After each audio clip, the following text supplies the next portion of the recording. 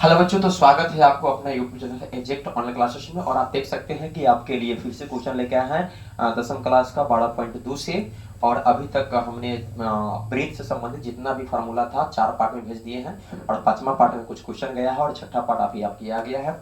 और इसमें देखिएगा बच्चों ध्यान से कि जो क्वेश्चन में दिया हुआ है कि 6 सेंटीमीटर त्रिज्या वाले एक वृत्त के एक त्रिज्य खंड का 6 सेंटीमीटर त्रिज्या कितना है बच्चों? 6 सेंटीमीटर। एक वृत्त है जिसका त्रिज्या 6 सेंटीमीटर है और उसका एक त्रिज्य खंड का क्षेत्रफल ज्ञात करना है बच्चों, जिसका जिसका जो केंद्रीय कोण है प्यारे बच्चों वह 60 डिग्री है। केंद्रीय कोण कितना है? 60 डिग्री। तो आप देख सकते हैं कि एक तो ये वृत्त बन गया प्यारे बच्चों, एक यह वृत्त बन गया।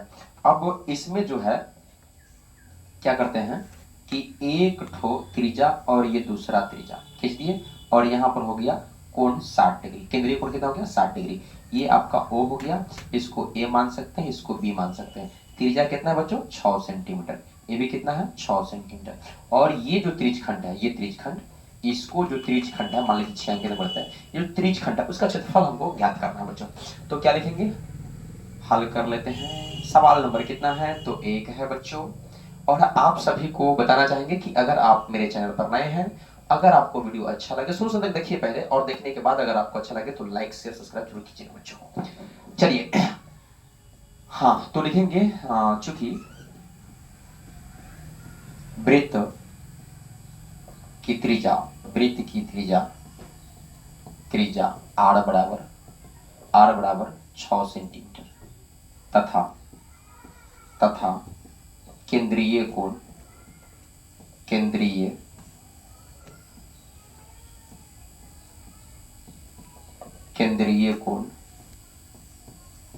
केंद्रीय कोण थीटा बराबर बच्चों, थीटा बराबर वह कितना दिया हुआ है? 60 डिग्री। तो कितना लिखेंगे? 60 डिग्री। अब लिखेंगे इसीलिए क्या त्रिज्य खंड का क्षेत्रफल, त्रिज्य खंड का क्षेत्रफल प्यारे बच्चों।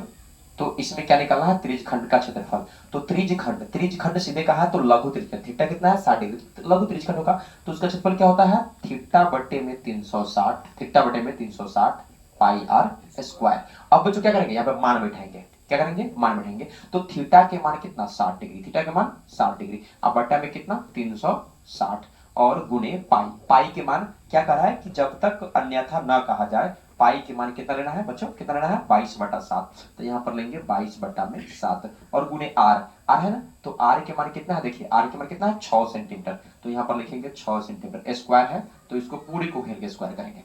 अब आइए कि 0 से 0 काट दीजिए, 6 से 6 एकम 6 और 36 कट जाएगा बच्चों 6 मरतबे। ऊपर एक जरूर लिखिएगा, ऊपर एक नहीं लिखने वाले बच्चे गलती कर देते हैं, सीधा 6 लिख देते हैं। ऊपर एक रहेगा तब आपको ध्यान में रहेगा कि 1/6 होगा। तो यहाँ पर लिखेंगे बच्चों 1/6 और गुणे कितना?